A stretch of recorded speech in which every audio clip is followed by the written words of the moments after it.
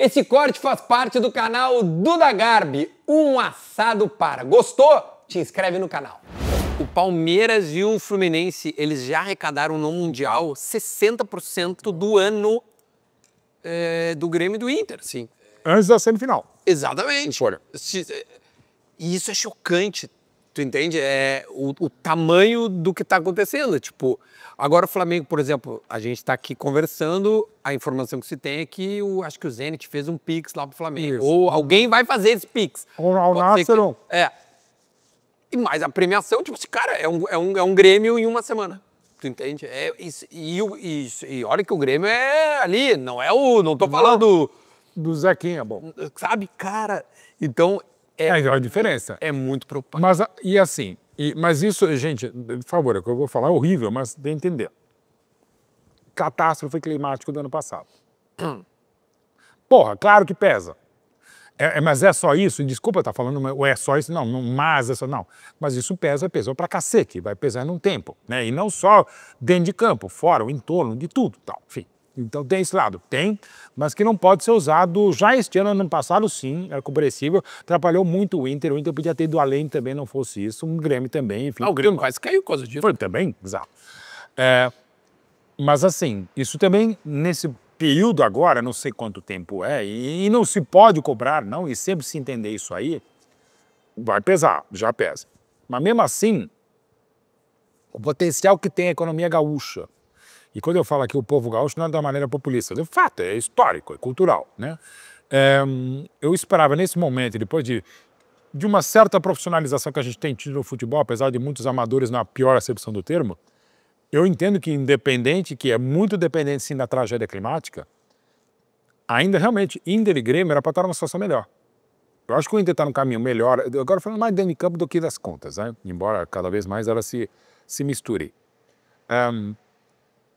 O Inter com o Roger, eu acho que era para o ano passado bater na trave, queiramos ou não. Demorou muito para pegar, demorou muito para pegar. O Inter está na zona do rebaixamento nesse momento. É, mas isso que eu ia falar. Ia chegar, o Inter agora, cara, para mim o Inter era time para G4, não para Z4. Não, tá todo mundo assim... É a maior decepção do campeonato. E um dos caras que eu mais torço na vida mesmo, Roger, falando em Zappes, quando o Palmeiras ganha em 2018 com o Filipão, o jogo contra o Vasco em São Januário, eu estava comentando o jogo pela Jovem Pan, dos estúdios aqui da Jovem Pan em São Paulo, pito final eu mando um zap que eu tinha escrito uns 10 minutos antes, eu mando pro Roger. Eu falei, você também é campeão, obrigado pela campanha. E ele, daquela finesse, cultura e educação, agradece e tal, que os méritos são todos do Felipe. E de fato, eu acho que o Palmeiras não teria sido campeão com o Roger. Foi do jeito que foi com o Filipão. Mas ele participou da campanha, velho. Ele fez uma campanha muito boa no Palmeiras, acho que na primeira... No Paulista, né? Até caiu de mal pra mim. Vrazar, perde a final pro Corinthians e tal. Mas ele fez um trabalho muito digno. Como ele né? É um dos caras que eu torço, não de graça, porque ele merece. Inclusive, conhecimento de futebol, questão humana, o lado humano dele, questão de luta contra o preconceito racial, o trabalho bárbaro dele, como é também do observatório preconceito lá do Sul, do Marcelo, enfim. Então, o cara que, pra mim, faz um trabalho bárbaro. Eu gosto mais do Roger. O Roger é um dos caras que eu conheço que mais entende de futebol. Uma vez conversando com ele fora do ar, eu fiquei até, ele joga no Palmeiras, eu fiquei até preocupado. Eu liguei para alguns jogadores do Palmeiras e falei, cara, vocês entendem o que o Roger fala? Porque ele fala umas coisas umas paradas que eu não entendi. Aí eu terminei, mesmo, ele entendeu o que ele tava falando, que eu não entendia, cara. Aí eu falei, velho, não, aqui ele, não é baixo nível, ele mantém uma conversa mais proativa ou prática pro time. É um cara brilhante, o Roger, mas enfim. Mas não tá, o Inter nesse momento tá numa situação dentro de campo estranha, e o Grêmio podia estar melhor no Brasileiro, pegando a temporada Grêmio 25. Podia estar melhor dentro de campo, não estou falando financeira, na política e tal. Podia estar melhor? Podia, mas tão melhor não. Acho que o time do Grêmio é por aí mesmo, cara. Assim, não me encanta. Não, o Grêmio não é um time encantador. Até quando ganha, o Grêmio é encantador por ser encantador, não sendo encantador. No sentido de que... Ele é um homem de frases, cara. Mas eu entendi o que tu quer dizer. O Grêmio de 81 vai lá, bate no São Paulo, que era muito favorito.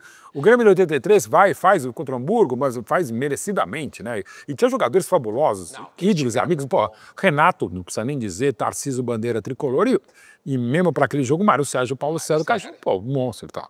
Mas assim, os Grêmios do Filipão, sobretudo 95, 96, pô, negócio encantador, que irritante, porque sempre fudiu o meu Palmeiras e tal. Mas assim... pô, com qualidade, e de novo aquela coisa que isso ninguém tira do Grêmio, que é a capacidade do Grêmio de se reinventar, de gremiar, de esgrimir e ao mesmo tempo de recuperar carreiras, né? O que ele faz com... O time de 95 usa sempre exemplo, cara.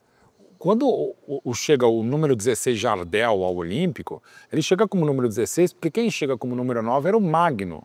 O Grêmio quis comprar o Magno, o Flamengo queria comprar o Agnaldo Liz, e de lambuja lá, de rebotar, ele veio um Paulo Nunes. Leva esse aqui. Aí o Vasco estava super bem, havia sido tricampeão carioca em 94, e pega e fala, pô, temos o Valdir Bigode, que é um ótimo atacante, então pega o reserva dele e pode negociar pro Grêmio, ele quer Jardel, leva o Jardel. Então assim, você pega Paulo Nunes, não vou dizer refúgio, horrível, mas o Paulinho era refúgio, vai. O Jardel era, embora muito jovens, extremamente talentosos. Você vai fazendo um time assim nos caras, o rival era mesmo, o Arce não, o Arce, outra coisa que dividimos a paixão pelo Arce, mas assim, e consegue enfileirar, consegue fazer do Danley uma múmia de... Não, tem 17. 17 também, cara. Pô, Cortez, cara. Pô, o Grêmio, o Leonardo Moura, sabe mesmo? Santa Cruz. Bom, o Leonardo Moura estava parando a carreira. O Maicon mesmo, que virou no Grêmio, que não rolava, não virava no São Paulo. São vários os exemplos. Então, assim, Grêmio é aquela coisa de consegue, pô, então falando do tricampeão da América, e a própria figura do Renato. Eu desafio sempre quem vai discutir o Renato. Cara, na história do futebol mundial, cite um exemplo de um craque bandeira e treinador bandeira. Ou seja, no mesmo time é raro, velho.